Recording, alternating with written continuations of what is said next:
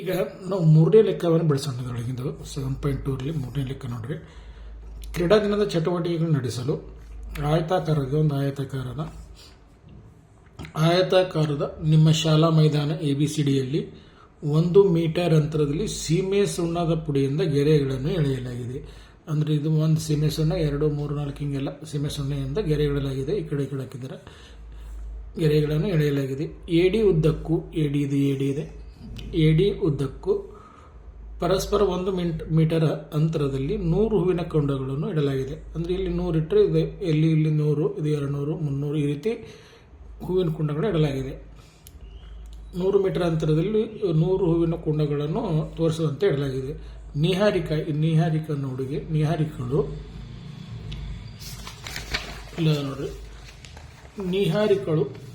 ಏಡಿಯ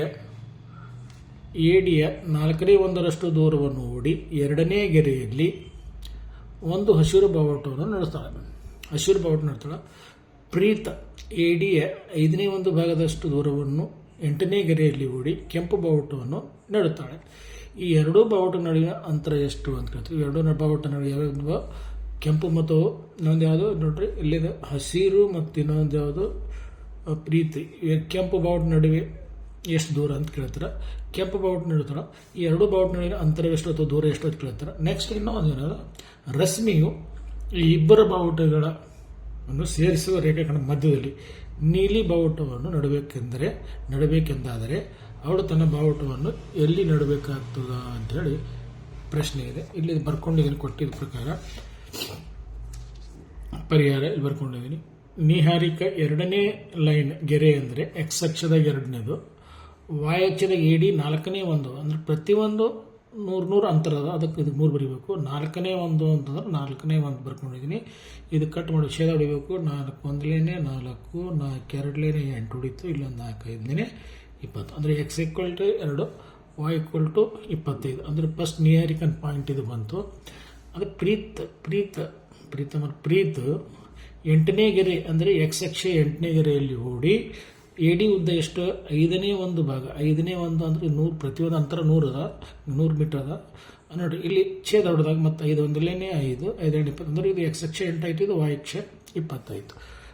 ಈಗ ಪ್ರೀತ್ ನಿರ್ದೇಶಾಂಕಗಳು ಎಷ್ಟು ಸಿಕ್ಕು ನಮಗೆ, 8 ಮತ್ತು 20 ಸಿಕ್ತು. ಅವ್ರೇನು ಕೇಳೋ ಪ್ರಶ್ನೆ, ಇವರು ಇಲ್ಲಿಂದ ಇಲ್ಲಿಗೆ ಎಷ್ಟು ದೂರ ಅಂತ ಕೇಳ್ಯಾರ. ಹಸಿರು ಮತ್ತು ಕೆಂಪು ನಡುವಿನ ದೂರ ಎಷ್ಟು ಅಂತ ಕೇಳ್ಯಾರ. ಹಸಿರು ಮತ್ತು ಕೆಂಪು ಬಾವುಟ ನಡುವಿನ ದೂರ ಅಂದ್ರೆ ದೂರ ಸೂತ್ರ ಹಾಕಿ ಬೆಲೆ ಕಂಡುಹಿಡಿಬೇಕು.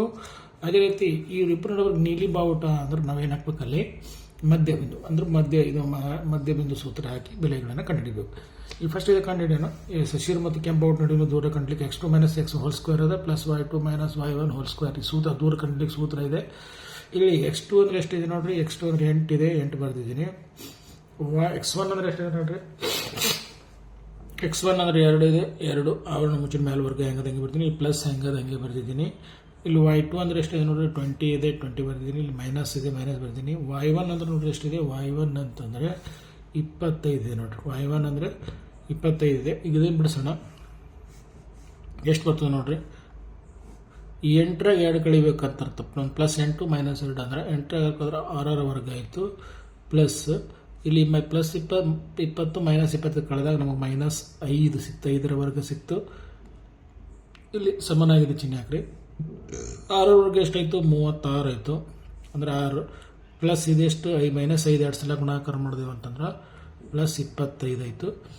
ಈಗ ನಾವು 2 ಕೂಡಿಸ್ಬೇಕು, 2 ಪ್ಲಸ್ ಸಲುವಾಗಿ ಇದು ವರ್ಗಮೂಲ ಎಷ್ಟು ಸಿಕ್ತು ನಮ್ಗೆ, 41 ಅಂತ ಸಿಕ್ತು. ಎರಡು ಹಸಿರು ಮತ್ತು ಕೆಂಪು ಬಾವುಟಗಳ ನಡುವಿನ ದರ ನಮಗೆ ವರ್ಗಮೂಲ 41 ಸಿಕ್ತು. ಈಗ ನೀಲಿ ಬಾವುಟಗಳು, ಹಸಿರು ಮತ್ತು ಕೆಂಪು ಬಾವುಟ ಇವ್ರು ನಡ್ಬೇಕಂತಲ್ಲ, ಯಾರದು ನೀಲಿ ಬಾವುಟ.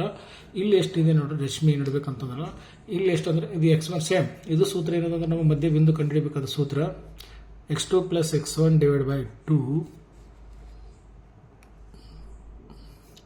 Plus y2 + y1 / 2. ಈ ಸೂತ್ರಗಳಲ್ಲಿ ನಾವು ಬೆಲೆ ಹಾಕಿದೆವು. ಅಂದ್ರೆ x2 ಅಂದರೆ ಎಷ್ಟಿದೆ ನೋಡ್ರಿ ನಮ್ಗೆ, x2 ಅಂದರೆ 8 ಇದೆ, 8 ಹಾಕ್ರಿ. ಪ್ಲಸ್ x1 ಅಂದರೆ ಎಷ್ಟಿದೆ ನೋಡ್ರಿ ನಮ್ಗೆ, x1 ಅಂದರೆ 2 ಇದೆ, 2 ಹೋಲ್ / ಇದು 2 ಹೆಂಗದಂಗೆ ಬರ್ರಿ. y2 ಅಂದರೆ ಎಷ್ಟಿದೆ ನೋಡ್ರಿ, 20 ಇದೆ, ಇಲ್ಲಿ 20 ಅಂತ ಹಾಕ್ರಿ. ಪ್ಲಸ್ ಹೆಂಗಿದೆ ಹಂಗೆ ಬರೀರಿ. y1 ಅಂದ್ರೆ ನೋಡ್ರಿ ನಮ್ಗೆ y1 ಅಂದರೆ 25 ಇದೆ, ಹಿಂಗದಂಗೆ ಬರೀರಿ. /2. ರೈಟ್, ಇವೆರಡು ಕೂಡಿಸ್ಕೊಳ್ಳೋಣ. 8 + 2 ಎಷ್ಟಾಯಿತು? 10 ಆಯಿತು. 10ಕ್ಕೆ 2ರಲ್ಲಿ ಛೇದ ಹೊಡ್ರಿ ಹೋಗಿದ್ರೆ 20 + 25 45 ಆಯಿತು. 45 ಇದು ಛೇದ ಹೋಗ್ತದೆ ನೋಡ್ರಿ 2ರ ಮಗಿಯಾಗಿ. 2 1ರಲ್ಲಿ 2, 2 5ನೇ 10. ಇದು ಎಕ್ಸ್ ಅಕ್ಷ 5 ಬಂತು. ಇದು 45/2 ಹಾಗೆ ಬರ್ಕೊಳ್ರಿ. ಅಂದರೆ ಇದು ಮಧ್ಯ ಬಿಂದು. ಇಷ್ಟು ಇಲ್ಲಿ ಎಕ್ಸ್ ಅಕ್ಷದಲ್ಲಿ ಮತ್ತು ವೈ ಅಕ್ಷದಲ್ಲಿ ರಶ್ಮಿ ನಡಬೇಕಾದ್ದು ಅಂತೇಳಿ ನಾವು ಕಂಡುಹಿಡಿದೀವಿ.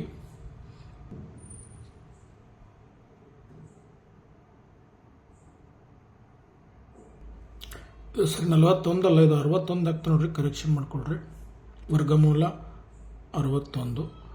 ನೆಕ್ಸ್ಟ್ ಇದು 5ನೇ ರೇಖೆ. ಇದು ಭಾಗಾಕಾರ ಮಾಡಿದ್ರೆ ಬೇಕಾದ್ರೆ 22 ಪಾಯಿಂಟ್ 5ನೇ ಗೆರೆ ಮತ್ತು 22.50 ಬರಿಬೋದು ನೋಡ್ರಿ. ಇದು 5ನೇ ಗೆರೆ ಅಥವಾ ಇದು ಭಾಗಾಕಾರ ಮಾಡಿದೀವಿ ಅಂದರೆ 22.5 ಅಂತ ಕೂಡ ಬರಿಬೋದು.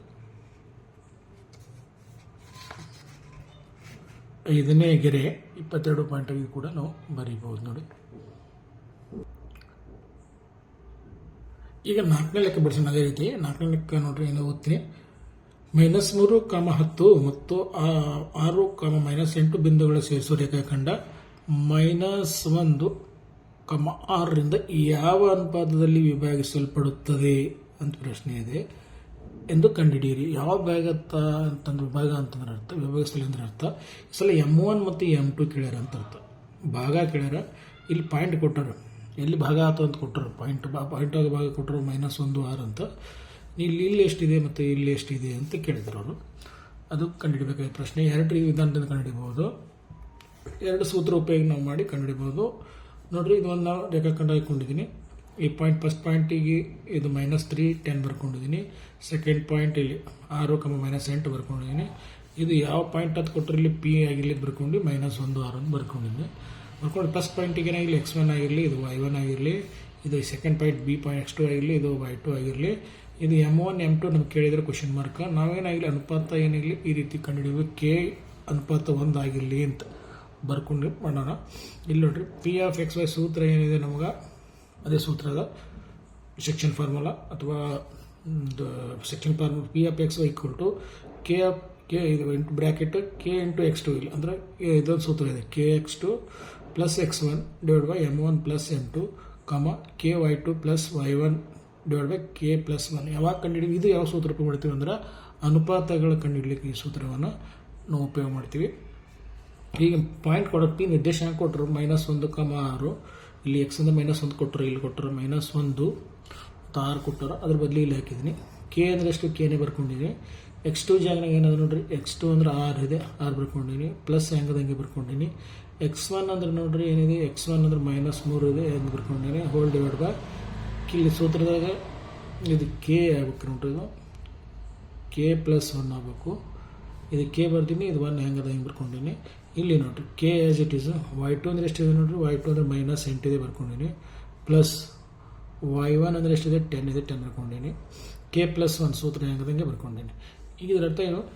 ಇದು ಇದಕ್ಕೆ ಸಮ, ಇದು ಇದಕ್ಕೆ ಸಮ ಅಂತ ಅರ್ಥ. ಅಂದರೆ -1 ಇದಕ್ಕೆ ಸಮ ಆಯಿತು. -1 ಸಮನಾಗಿದೆ 6ಗೆ. 6 ಒಂದರಲ್ಲಿ 6, 6ಕ್ಕೆ ಪ್ಲಸ್ ಇಂಟು -3 ಹೆಂಗದಂಗೆ ಬರ್ತೀನಿ. Divide by K + 1. ಇದು ಈ 6 ಇದಕ್ಕೆ ಸಮ ನೋಡ್ರಿ. ಇದಕ್ಕೆ ಗುಣಾಕ್ರಿ ಇಲ್ಲಿ 1 ಇರ್ತದೆ. ಪ್ಲಸ್ ಇಂಟು -8 ಒಂದಲೇ 8K ಆಯಿತು. ಪ್ಲಸ್ 10 ಹೆಂಗದಂಗೆ ಹೋಲ್ ಡಿವೈಡ್ ಬೈ K + 1. ಏನೋ K ಸಪ್ರೇಟ್ ಮಾಡಬೇಕಾಗಿದೆ, K ಒಂದೇ ಕಂಡುಹಿಡಬೇಕಾಗಿದೆ. ಇಲ್ಲಿ ನೋಡ್ರಿ ಏನು ಮಾಡೋಣ, ಇದು ಗುಣಾಕಾರ ಮಾಡೀನಿ, ಇದು ಓರೆ ಗುಣಾಕಾರ ಮಾಡಿದ್ದೀನಿ. ಇದು ಈ ಕಡೆ, ಇದು ಈ ಕಡೆ ಓರೆ ಗುಣಾಕಾರ ಮಾಡಿದಾಗ ಮೈನಸ್ ಗುಣಾಕಾರ ಮಾಡಿದಾಗ ನೋಡ್ರಿ ಇಲ್ಲಿ ಬಂತು. ಇದು ಒಂದರಲ್ಲಿ ಗುಣ ಇದು ಬಂತು. ಮೈನಸ್ ಇಂಟು ಪ್ಲಸ್ ಮೈನಸ್ ಆಯಿತು, -K ಆಯಿತು. ಮೈನಸ್ ಇಂಟು ಪ್ಲಸ್ -1 ಆಯಿತು. ಇದು 6K, ಇದು -3 ಹೆಂಗದಂಗೆ ಬರ್ತೀನಿ. ರೈಟ್, ಇದು -K ಹೆಂಗದಂಗೆ ಬರ್ತೀನಿ. ಮೈನಸ್ ಇಲ್ಲಿ 6K ಸಮನಾಗಿ ಚಿಹ್ನೆ ಬಲಕ್ಕೆ ಅದ ಎಡಕ್ಕೆ ತೊಗೊಂಡಿನಿ. -1 ಸಲ K, ಇದು -6 ಸಲ K, ಇದು -3 ಬಲ ಸಮನಾಗಿ ಚಿಹ್ನೆ ಬಲಕ್ಕೆ ಅದು ಹೆಂಗದಂಗೆ ಬರ್ತೀನಿ. ಇಲ್ಲಿ -1 ಎಡಕ್ಕೆ ಅದ, ಈ ಕಡೆ ಬಂದಾಗ ಬಲಕ್ಕೆ ಬಂದ ರೈಟ್ ಹ್ಯಾಂಡ್ ಸೈಡ್ ಬಂತು. ಪ್ಲಸ್ -1 ಹೋಗಿ ಈ ಕಡೆ ಬಂದಾಗ ಏನಾಯಿತು, +1 ಆಯಿತು.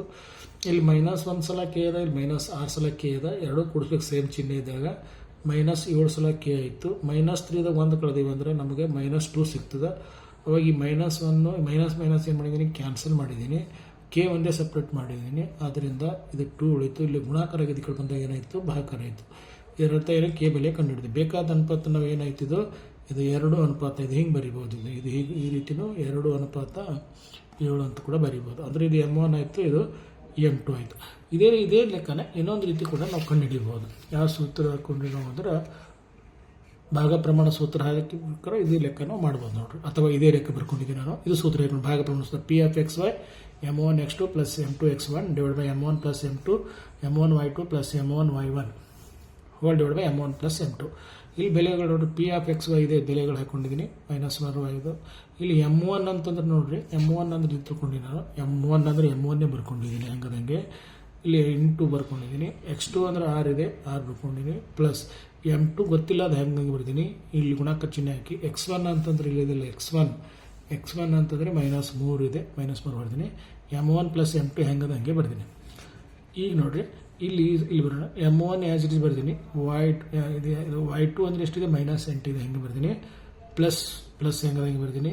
ಇಲ್ಲಿ ಇದು M1 ಆದರೆ ಇದು M2 ಇಂಟು ಇದು y1 ಅಂದರೆ ಎಷ್ಟಿದೆ ನೋಡ್ರಿ, 10 ಇದೆ, 10 ಬರ್ಕೊಂಡಿನಿ. M1 + M2 ಹೆಂಗದ ಹಾಗೆ ಬರ್ತೀನಿ. ಯಾಕಂದ್ರೆ ಗೊತ್ತಿಲ್ಲದು, ಅದೇ ಕಂಡುಹಿಡಿಬೇಕಾಗಿದೆ ನಮ್ಗೆ.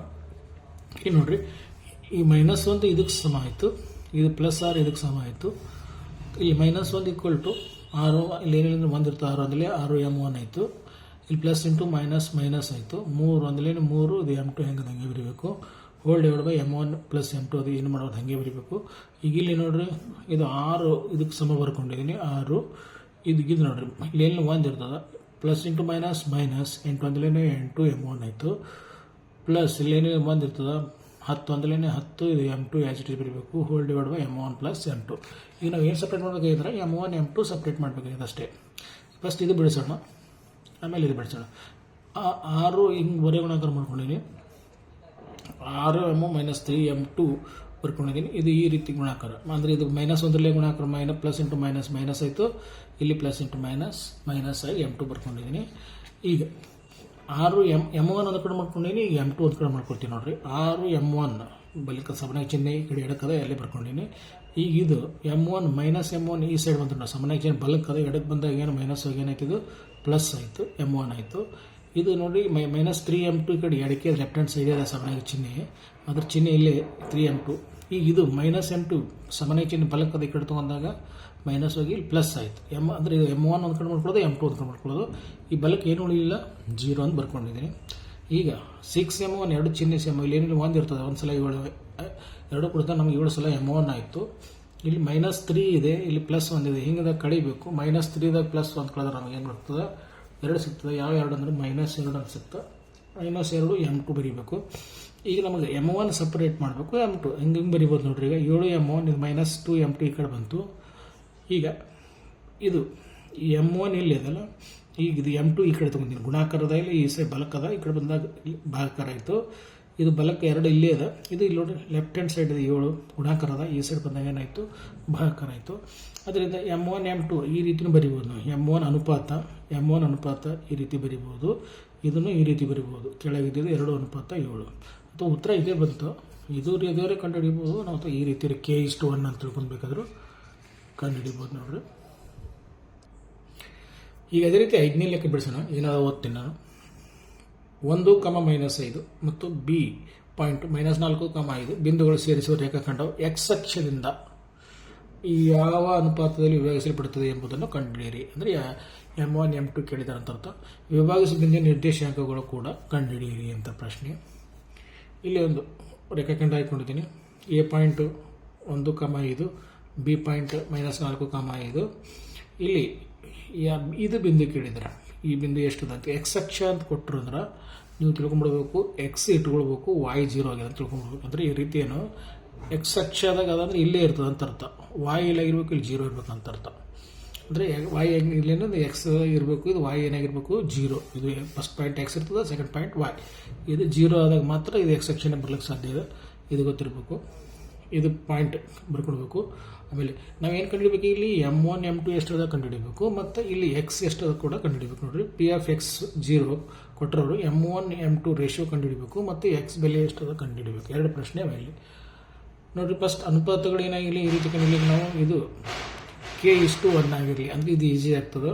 ಅದಕ್ಕೆ ಅನುಪಾತ K:1 ಆಗಿರಲಿ ಅಂತ ಬರ್ಕೊಂಡಿವಿ. ಈ ಸೂತ್ರ ಹಾಕ್ಬಿಡ್ಬೇಕು. ಈಗ ನಿರ್ದೇಶನ ಕೊಟ್ಟರಲ್ಲ, ಇದು ಪಾಯಿಂಟ್ ಕೊಟ್ಟಾಗ ನಾವು ಇದು ಸೂತ್ರ ಹಾಕೊಳ್ಬೇಕು ಪಿ ಆಫ್ ಎಕ್ಸ್ ಜೀರೋ ಅಂದರೆ ಇದು ಕೊಟ್ಟರಲ್ಲ ಎಕ್ಸ್ ಅಕ್ಷ ಅಂದ್ರೆ ಎಕ್ಸ್ ಅಕ್ಷ ಅಂತ ಕೊಟ್ಟರು ಅಂದ್ರೆ ಇದು ವಾಯ್ ಅಕ್ಷ ಅಂತ ಕೊಟ್ಟರು ಅಂದ್ರೆ ಇಲ್ಲಿ ಎಕ್ಸ್ ಜೀರೋ ಇರ್ತದೆ ವಾಯ್ ಇರ್ತದೆ ಇಲ್ಲಿ ಇದು ಎಕ್ಸ್ ಅಕ್ಷ ಅಂತ ಕೊಟ್ಟರಲ್ಲ ಇದು K of X two plus X one whole divide by K plus one K of Y two plus Y one divide by K plus one. ಈಗ ಇಲ್ಲಿ ಈ ಸೂತ್ರ ಹೆಂಗದ ಹಂಗೆ ಬರ್ಕೋಬೇಕು. ಇಲ್ಲಿ ಕೆ ಹೆಂಗದ ಹಂಗೆ ಬರ್ತಿದ್ದೀನಿ. ಎಕ್ಸ್ ಟು ಅಂದ್ರೆ ಏನಿದೆ ನೋಡ್ರಿ, ಎಕ್ಸ್ ಟು ಅಂತಂದರೆ -4 ಇದೆ. ಇಲ್ಲಿ ಏನಿಲ್ಲ ಅಂದ್ರೆ ಗುಣಾಕಾರ ಚಿಹ್ನೆ ಇರ್ತದೆ ಬರ್ಕೊಳ್ಬೇಕು. ಇಲ್ಲಿ ಪ್ಲಸ್ ಹೆಂಗಿದೆ ಹೆಂಗೆ ಬರ್ಕೊಳ್ಬೇಕು. ಎಕ್ಸ್ ಒನ್ ಅಂದ್ರೆ ನೋಡ್ರಿ ನಮ್ಗೆ ಎಕ್ಸ್ ಒನ್ ಅಂದ್ರೆ 1 ಇದೆ 1 ಬರ್ಕೊಳ್ಬೇಕು. Whole divide by K plus one as it is. ಈಗ ಎರಡನೇ ಕೆ ವೈ ಪಾಯಿಂಟಿಗೆ ಬರೀ ಕೆ ಹೆಂಗದಂಗೆ ಬರೀಬೇಕು ಇಂಟು ಇಲ್ಲಿ ಗುಣಾಕಾರ ಚಿಹ್ನೆ ಇದ್ದಂಗೆ ವೈ ಟು ಅಂದರೆ ಇದೆ ನಮ್ಗೆ ವೈ ಟು ಅಂದರೆ 5 ಇದೆ 5 ಬರ್ಕೊಳ್ಬೇಕು ಪ್ಲಸ್ ಬರ್ಕೊಳ್ಬೇಕು. ವೈ ಒನ್ ಅಂದರೆ ನೋಡ್ರಿ ಏನಿದೆ ನಮ್ಗೆ ವೈ ಒನ್ ಅಂತಂದರೆ -1 5 ಇದೆ ಅದು ಬರ್ಕೊಳ್ಬೇಕು. K plus one as it is ಬರ್ಕೊಂಡು ಹೋಗ್ಬೇಕು. ನೆಕ್ಸ್ಟ್ ಅಂದರೆ ಇದು ನಾವು ಇದಕ್ಕೆ ಹೋಲಿಕೆ ಆಯಿತು, ಈ ಜೀರೋ ಇದಕ್ಕೆ ಹೋಲಿಕೆ ಆಯಿತು. ನಾವು ಮೊದಲು ಏನು ಮಾಡಬೇಕು, ಜೀರೋ ಇದ್ದದನ್ನು ಮೊದಲು ಕಂಡುಹಿಡಿಬೇಕು. ಅಂದರೆ ಜೀರೋ ಇದಕ್ಕೆ ಹೋಲಿಕೆ ಆಯಿತು ನೋಡ್ರಿ, ಈ ಜೀರೋ ಇದಕ್ಕೆ ಹೋಲಿಕೆ ಅಥವಾ ಜೀರೋ ಇದಕ್ಕೆ ಹೋಲಿಕೆ. ಜೀರೋ ಈಕ್ವಲ್ ಟು ಇಲ್ಲಿ 1 ಇರ್ತದೆ 5 ಕೆ ಆಯಿತು plus into minus K plus 1. ಈಗ ಜೀರೋಲಿಂದ ಹಿಂಗೆ ಗುಣಾಕಾರ ಮಾಡಿದೀವಿ ಅಂತಂದ್ರೆ ಕೆ ಪ್ಲಸ್ 1 ಇಂಟು ಜೀರೋ ಪೂರ್ತಿ ಇದು ಜೀರೋ ಆಗೋಯ್ತು. ಇದು 1ಕ್ಕೆ 5k - 5 ಕಡೆ ತೊಗೊಂಡಾಗ ಇದು ಜೀರೋ ಆಯಿತು. ಅಂದರೆ ಇದು ಜೀರೋ ಈ ಕಡೆ ಬರ್ಕೊಂಡು ಇದು ಈ ಕಡೆ ಬರ್ಕೊಂಡಿದ್ದೀನಿ. ಈಗ ನಮ್ಗೆ ಏನು ಸಪ್ರೇಟ್ ಮಾಡಬೇಕು, ಬರೀ ಕೆ ಒಂದೇ ಸಪ್ರೇಟ್ ಮಾಡಬೇಕು. ಅದು 5k ಇಲ್ಲಿ ಹೇಳಬೇಕು. ಇದು -5 ಕಡೆ ಬಂದಾಗ ಏನಾಯಿತು +5 0 ಕೊಡ್ತೀವಿ ಅಂದ್ರೆ 5 ಆಯಿತು. ಕೆ ಗುಣಾಕಾರ ಈ ಕಡೆ ಬಂದಾಗ ಏನಾಯಿತು ಭಾಗಾಕಾರ ಆಯಿತು. ಇಲ್ಲಿ 5 ಇದು 5 ಆಯಿತು. 5 ಒಂದಲೇ 5 5 ಒಂದಲೇ 5 ಅಂದರೆ ಕೆ ಬೆಲೆ ಏನಿಲ್ಲ ಅಂದ್ರೆ 1 ಆಯಿತು. ಅಂದರೆ ಕೆ ಬೆಲೆ ಏನಾಯಿತು 1:1. ಅಂದರೆ M1 ಮೇಲೆ M2 ಎಷ್ಟಾಯ್ತು ನಮಗೆ 1 ಅನ್ಪತ್ತ 1 ಸಿಕ್ತು ನಮಗೆ. ಅಂದರೆ M1 ಅಂದ್ರೂ 1 M2 ಅಂದ್ರೂ 1 ಅಂತ ಕಂಡು ಹಿಡಿದೀವಿ ನಾವು. ಈಗ ಅದೇ ರೀತಿ X1 ಕಂಡು ಹಿಡಿಬೇಕಲ್ಲ. ಇಲ್ಲಿ ನೋಡ್ರಿ ಈಗ ಇದನ್ನು ನಾವು ಕಂಪ್ಯಾರಿಸನ್ ಮಾಡಿವಲ್ಲ, ಎಕ್ಸ್ ಇದಕ್ಕೆ ಕಂಪ್ಯಾರಿಸನ್ ಮಾಡಬೇಕು. ಇಲ್ಲಿ ಎಕ್ಸ್ ಬೆಲೆ ಹಂಗೆ ನೋಡ್ರಿ, ಇದು ಫಸ್ಟ್ ಪಾಯಿಂಟು, ಇದು ಹಿಂಗೆ ಇದು ಎಕ್ಸ್ ಇದು ಜೀರೋ ಅದು ಇದು ಎಕ್ಸಿಗೆ ಕಂಪೇರ್ ಆಯಿತು. ಎಕ್ಸ್ ಬದಲಿ -4k ನೋಡಿ ಪ್ಲಸ್ ಒಂದು ಮಂತ್ರದಲ್ಲಿ ಪ್ಲಸ್ ಇಂಟು ಮೈನಸ್ 4 ಹಂಗೆ 4k ಇದು ಪ್ಲಸ್ ಹೆಂಗಿದೆ ಹಂಗೆ ಇದು ಕೆ ಪ್ಲಸ್ 1 ಹೆಂಗೆ ಇಲ್ಲಿ ಕೆ ಬೆಲೆ ಕಂಡು ಹಿಡಿದೀವಲ್ಲ, ಕೆ ಬೆಲೆ 1 ಅಂತ ಕಂಡು ಹಿಡಿದೀವಿ. ಅದು 1 ಇಲ್ಲಿ ತುಂಬಿಡಬೇಕು. ಕೆ ಒಂದನ್ನು ಆದೇಶದಾಗ ಬರ್ಕೊಂಡು ಎಕ್ಸ್ ಈಕ್ವಲ್ ಟು ಇಲ್ಲಿ -4 ಕೆ ಬದಲಿ 1 ಹಾಕಬೇಕು. ಹಾಕಿನಿ ಪ್ಲಸ್ 1 ಹೆಂಗದಂಗೆ ರೈಟ್. ಇದು 1 + 1 ಹೆಂಗದಂಗೆ ಎಕ್ಸ್ ಈಕ್ವಲ್ ಟು -4 ಇಂಟು 1 ಇದು ಪ್ಲಸ್ 1 ಆ್ಯಸ್ ಇಟ್ ಈಸು. 4 ಒಂದಲಿಂದ 4 ಆಯಿತು, ಇದು ಪ್ಲಸ್ ಆಯಿತು. ಓಲ್ಡ್ ಡಿವೈಡ್ ಬೈ 1 + 1 2 ಆಯಿತು. ಇದು -4 ಆಯಿತು, ಇದು +1 ಕಳಿಬೇಕು. ಕಳೆದಾಗ ಏನಾಯ್ತು ನಮಗೆ -3 ಆಯಿತು. ಇದು 2 ಹೆಂಗದಂಗೆ. ಅದರಿಂದ ನಮಗೆ ಪಾಯಿಂಟ್ ಸಿಕ್ತು -3/2 ಮತ್ತು 0.